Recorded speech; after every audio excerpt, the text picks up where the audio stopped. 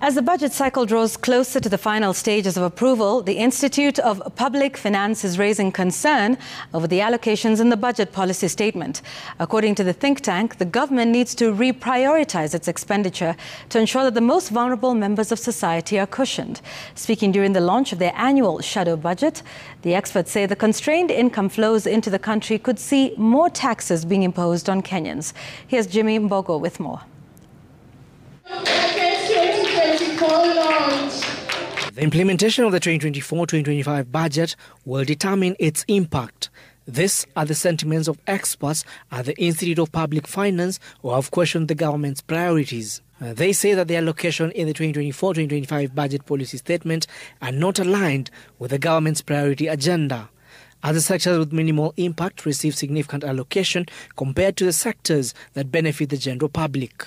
The think tank has particularly zoomed in on the executive allocation, noting that the office of the president and that of the deputy president will receive a 9.8 billion increment from last year, which is 1.8 billion more than the entire health sector increment of 8 billion. That 9.8 billion is larger than what the health sector is gaining, 8 billion.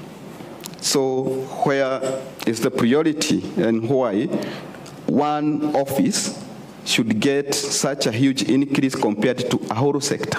We do not even have an allocation for the leasing of medical equipment.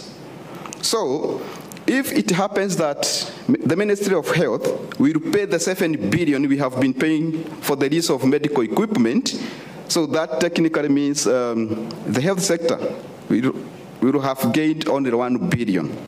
IPF has also raised concerns over the increased allocation to the national security, citing a lack of proper audit. According to IPF, in the public administration and international relations sector, the government is set to spend 52 billion shillings more for all the functions. The national security alone is set to get an extra 45 billion in the new financial year beginning July 1st. We are going through tough times. We would maybe expect social spending to be prioritized. But it's clear national security, payer and health are some of the key areas that have been prioritized. We would want accountability to be considered, to be a pertinent element of governance. And so this is a call for transparency and accountability within that sector. State House has also been urged to lead from the front in clearing of pending bills, with the House on the Hill accused of accumulating 13 billion shillings in pending bills whose settlement had not been allocated for in the 2023-2024 budget. The question of pending bills, and as we've seen with the numbers, and especially within the office of the president, it's a walling question.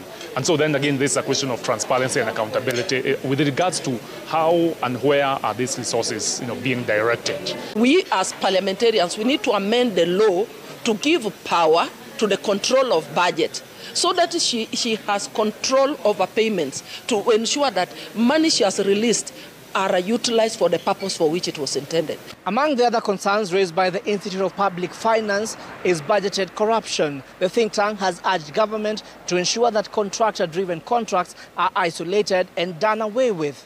Jimmy Mbogo, Citizen TV, Nairobi.